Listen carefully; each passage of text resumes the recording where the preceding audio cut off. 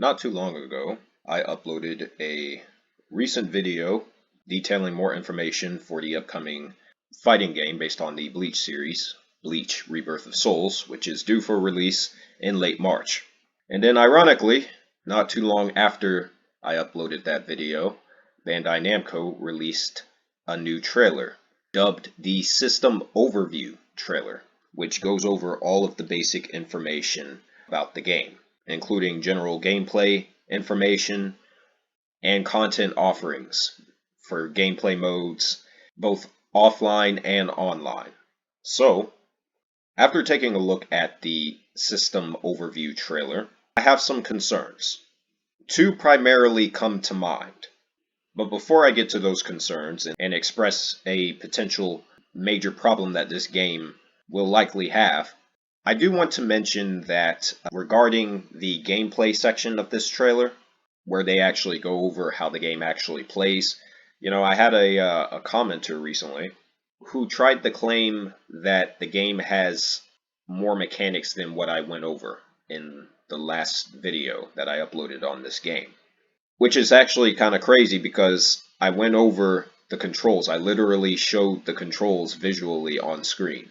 I'll pull it up again. These are the controls for Bleach Rebirth of Souls. I went over all of this in the last video, for those who haven't seen it. My suggestion would be to go and take a look. But there's nothing complicated here. It's a very straightforward control scheme, and the mechanics are pretty simple once you understand how everything works. So the information was already available before this trailer was released. As they're showcasing on screen, you have your basic health bar right here. You have a quick attack and a strong attack, both on the square and triangle buttons. Some characters have different ranges and different speeds and what have you. You have the reverse action gauge, which has 3 different functions. The first of these is called chain reverse, which is basically a combo extender. The second is burst reverse, which cancels an opponent's attack and will knock them back. So it's a defensive maneuver, a combo breaker, if you will.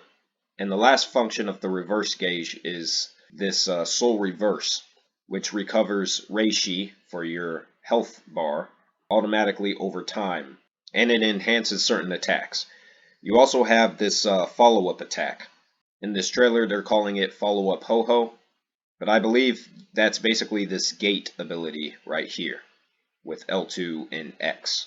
So that's basically another way to extend your combos. It's basically like another alternate combo extender. Then you have this counter ability, which will evade attacks and then you'll appear behind your opponent. At the correct moments in the game, when you use these abilities, you can turn the tide of the current fight that you're in. And then it goes over to soul-destroying techniques known as Kaikon moves, which are used in very specific situations, either once you've depleted 1 bar of your opponent's stock, or reishi gauge, or you perform some kind of knockback ability, and the term now or never will appear on screen. At which point you press and hold R2 to launch a Kaikon move, which is what's happening right here. It also goes over the awakening stuff, which I also covered in the last video as well. It mentions something called a Kaikon channel, which is basically what happens when you build up your evolution gauge while you're in an awakened state. And then if you build the evolution gauge back up again while you're in an awakened state, then you can unleash a more powerful Kaikon move. And that's basically what's being communicated right there. Then it goes into something known as advanced actions, which is really nothing special. All it is are the spiritual pressure techniques and the special actions for each individual character, which is performed on the circle button. The spiritual pressure moves are performed either with L2 and triangle or L2 and circle. So it's showing some of the signature moves that some of the characters have via the circle button. It's showing some of the flashy attacks that you can pull off in battle, but there really are no hidden mechanics that I didn't really go over in the last video. So now I'm going to get to what I really want to talk about in this video, which are the two major concerns that I have. The first is with regards to the content that the game actually is going to have. So offline, you really only have three different modes. Two of the three is the story mode, and then there's like a separate smaller story mode, which basically details the story of Bleach from different character perspectives, which is fine. I think that's a good idea. However, the problem is it appears that the story mode is really going to carry the bulk of the offline content, which is a problem. You don't want to neglect there being a story mode in a fighting game, but at the same time, you also don't want the story mode to carry the bulk of the game's offline content completely. And it appears that's exactly what's happening with Rebirth of Souls. Because aside from that, there's only one other gameplay mode that's mentioned here, which is this mission mode. And this is where the core of my concern really comes into play. It explains in this video that mission mode, which is the first time that we're hearing about this. This is the first time that mission mode has even been mentioned with regards to this game. But it explains in this trailer that this is basically a series of trainings and that they add a variety of challenging elements. So if that statement is the case, then this is almost like some kind of practice mode, like some kind of alternate practice mode. You have three different difficulty settings, and then you can apply different, I guess, buffs and whatnot through items that you purchase in Urahara's shop in this menu right here. I'm still not convinced that Bandai Namco isn't going to try and monetize off of these some of these items through means of microtransactions. I'm still not convinced that they're not going to try and pull that. And I already made a video discussing that as well. Now, we've already seen other fighting games try and pull this mission mode crap. We saw it with Dead or Alive 6. In particular, that one comes to mind. And then Injustice 1 had something similar with the Star Labs. Now, I kind of did like the Star Labs mode in Injustice 1, but I really didn't care for whatever that mode was in Dead or Alive 6. So the mode in Dead or Alive 6 that I'm referring to was called Dead or Alive Quest Mode. And basically all it was a series of missions, and each mission was a single battle between two characters with three goals for the player to accomplish. Some of these goals included the player being required to use certain attacks, perform a multi-hit combo, and win without losing a round. If you completed these goals, you would earn stars.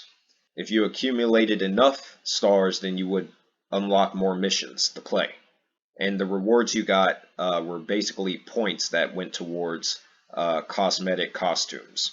And this is what the menu looked like. So this one in particular, 47 out of 104, there were a lot of these missions in Dead or Alive 6. This particular one, you had to land a particular attack, use 3 different counters, and execute 2 different holds. Now the problem with Dead or Alive 6's quest mode was that the content really just came and went, and ultimately the mode just wasn't sustainable. It was extremely repetitive, as you would encounter the same objectives that you would be required to complete over and over and over again, from mission to mission. And there wasn't enough variety between the different mission objectives, which ultimately made the mode boring to play. And then the cosmetic rewards that you got weren't even really worth it, making the whole thing feeling basically irrelevant and a complete waste of the developer's time. That is what this mission mode thing sounds like in this game, just from the description and a little bit of what they did show of it in this trailer. Now, hopefully there's more to it than that, but that's not what the description says. It says there are trainings and a variety of challenging elements. So I think this is something that's going to be akin to Dead or Alive 6's quest mode, which is very problematic if that's the case. This game should have a lot more content than what it does. I've seen comments online of people asking for a survival mode, a time attack mode, just different gameplay modes that you would come to expect from a modern fighting game. And it's very clear that Rebirth of Souls, unless there's something that wasn't explained in this trailer that the game has, in which case this trailer didn't really do its job, then it seems that they've dropped the ball when it comes to the offline content offerings. Because I don't think this mission mode is really going to have any true longevity. I don't think this mission mode is going to keep players invested after they've already finished the story mode. So that's the first major issue that I have. It seems that the offline single player content in this game will be lacking upon release, which is the same exact mistake that Bandai Namco made with Dragon Ball Sparking Zero. And this game doesn't seem to be doing that much better of a job by comparison when it comes to delivering substantial offline single-player content. Now I want to move into my second concern with this game that was raised with this trailer. But before I get into that, I wanted to mention this comment thread that I saw on Bandai Namco's video, where this delusional shill claims that this game is going to surpass both the Storm series and Sparking Zero, and then is set straight by the very first comment, that post in this thread, from this person who says, "It won't, I can tell the story mode will be lacking."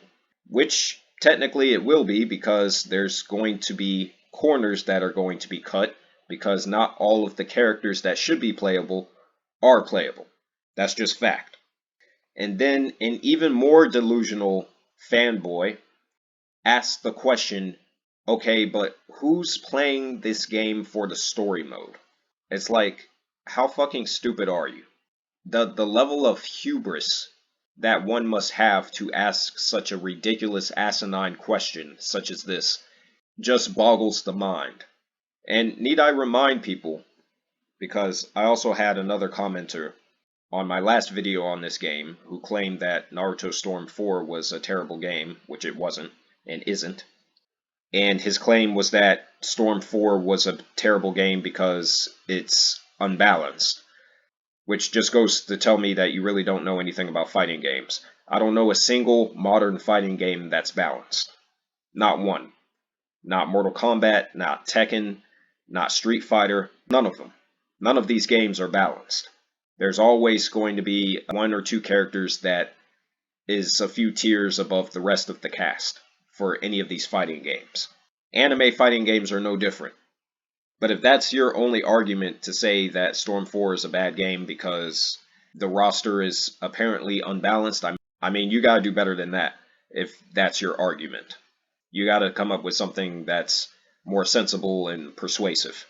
Because let me tell you, Storm 4 and the Storm series in general has more gameplay modes than what Rebirth of Souls is offering. Those games are already better from that perspective when it comes to content offerings.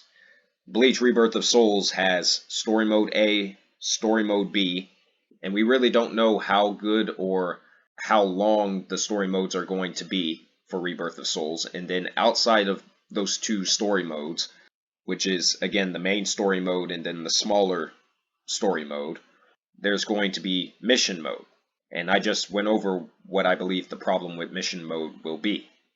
I think that mode is going to suffer from the same issues that we saw with Dead or Alive 6's quest mode, because it appears to be very similar to what Dead or Alive 6's quest mode actually was. With regards to Sparking Zero, I think the story mode of Bleach Rebirth of Souls will be better than Sparking Zero, but that's not a huge feat to accomplish because the developers of Sparking Zero literally didn't really even try. They gave everybody a bunch of slideshows.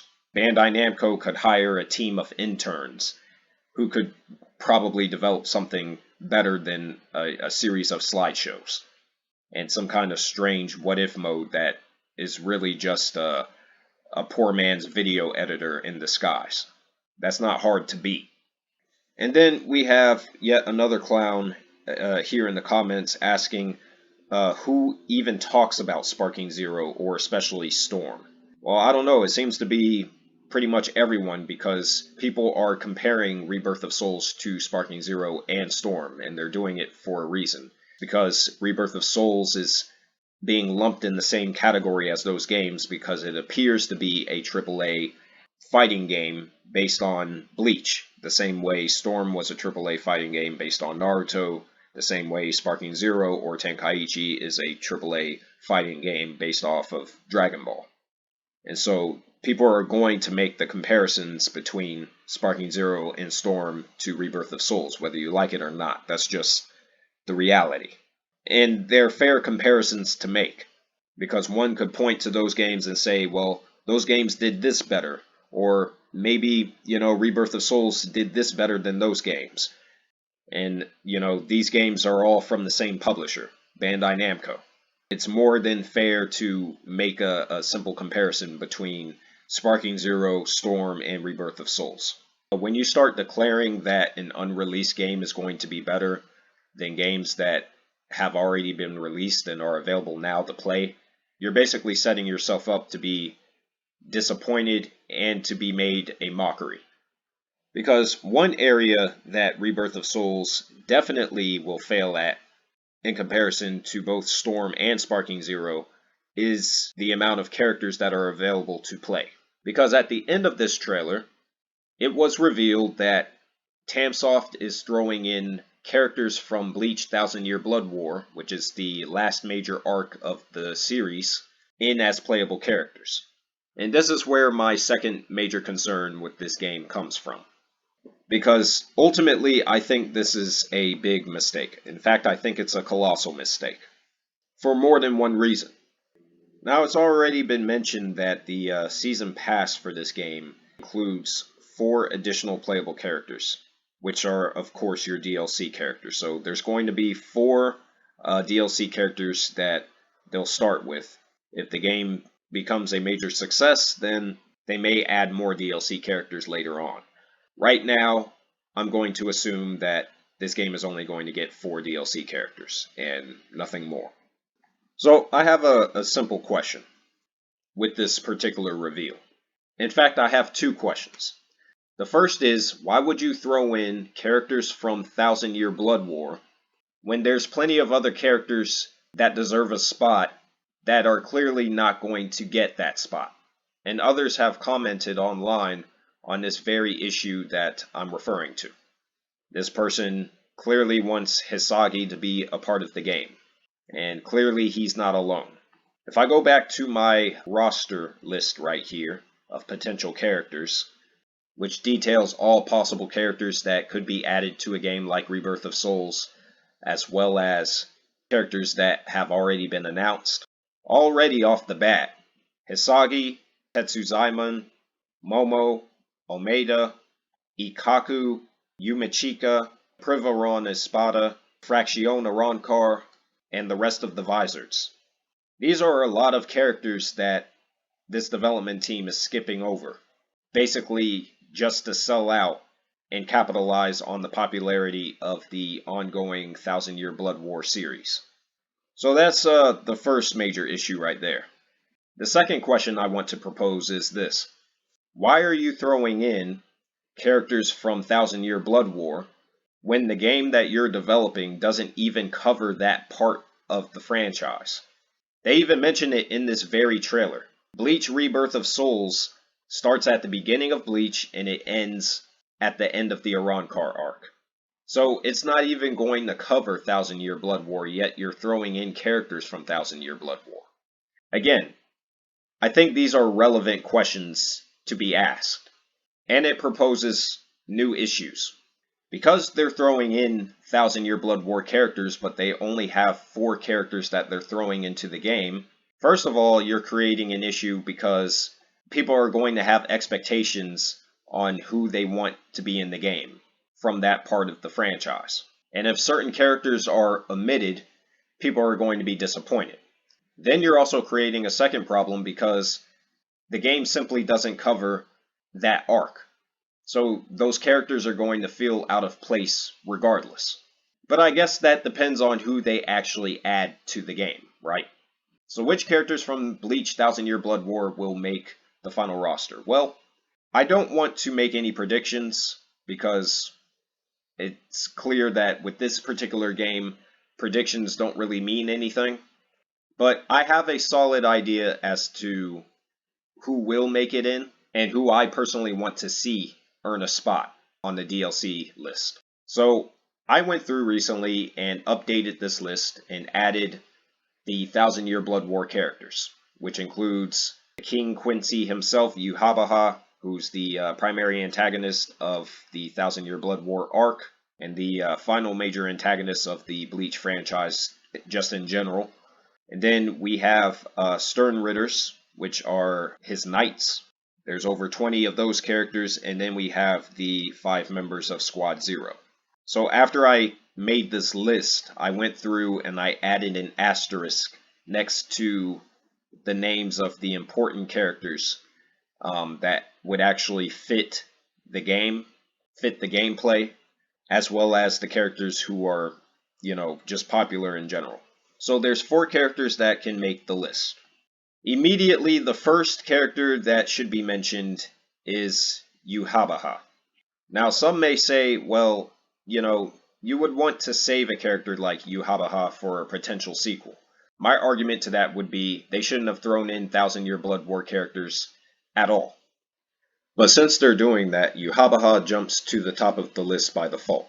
If the character is not one of these 4 DLC characters that's being added to this game, I'm really going to question the competency of this development team. Just being frank. So, the first character should be Yuhabaha. That leaves 3 more characters. Character number 2 should be Unohana, complete with her Bankai form and everything. Since Unohana has just but 1 fight in all of Bleach, and that fight takes place in the Thousand Year Blood War arc, it would make no sense to leave her out. So she should be character number 2. That leaves 2 more slots. And character number 3, I believe, should be Komamura. Now some may be asking, well, what if Komamura makes the final launch roster? Well, I don't think that's going to happen because the game comes out in about 9 weeks, and they still haven't announced the rest of the Espada, which will likely take the rest of the launch roster slots. So Komamura should be character number 3.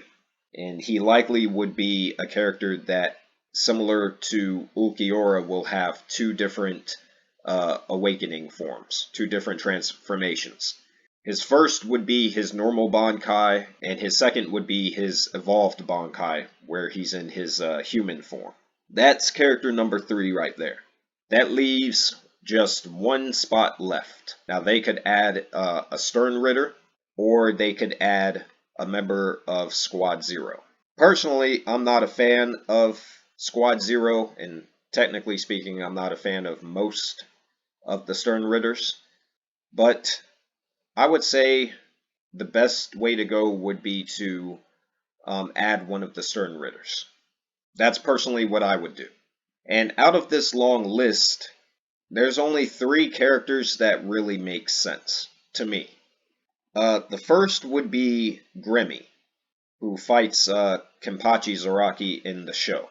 Now, Grimmy, I think, is probably one of the most overpowered characters in the entire series. His power set basically is that he can create things with his imagination, and he basically just stands in place with his hands in his pocket and just allows his mind to do the fighting for him. Which is interesting. It's very creative. I think a character like that, though, would be a bit difficult to implement, and the development team would be probably pressed for time, and perhaps that's a character you would want to save for a sequel, a potential sequel. So maybe Grimmy is not the best character to add. Character number 2 is Bambietta. Now, I'm going to be honest, I really don't like this character. In fact, I despise this character. I don't like the character's personality. Bambietta is basically a sadist, and she's yet another character in this series that's gratuitously sexualized, basically for no reason. But if they're going to add the Thousand Year Blood War version of Komamura, considering he fights Bambietta in the show, maybe it would make sense to add her. From a power perspective, Bambietta is basically Deidara from Naruto. She basically makes explosives through the use of Reishi. Now, she's nowhere near as interesting a character as Deidara, which would be my argument for not adding her. The character that I would add from the Stern Ritters, if they were to choose a Stern Ritter, it would be Asnode, who fights two different characters in Thousand Year Blood War. The first is Byakuya, and the second is Rukia. Asnode, I think, is probably the most interesting Stern Ritter in the series, and he essentially would be another long-range character. So he would be closer to Uryu in gameplay style, if they were to add him. Now, if they don't add one of the Stern Ritters, and they decide to go with a member of Squad Zero, there's really only two characters that make sense to me. Either you could add Ichibe, or you could add Senjumaru. Between the two, I would go with Senjumaru over Ichibe, personally. So as far as I'm concerned, those would be the characters that would make sense. Yuhabaha, Unohana, Komamura, and one of the Stern Ritters, which I think Asnode would be, that would be the character I personally would choose. So again, I don't like the fact that they're skipping over characters that deserve a spot in the game in order to capitalize on the Thousand Year Blood War popularity, the popularity of that particular show, but it's not my call. I'm just giving what's probably a best case scenario. So again, Bleach Rebirth of Souls comes out in late March, March the 21st, and I do have one more topic of interest that I would like to discuss on the game, which I will upload soon.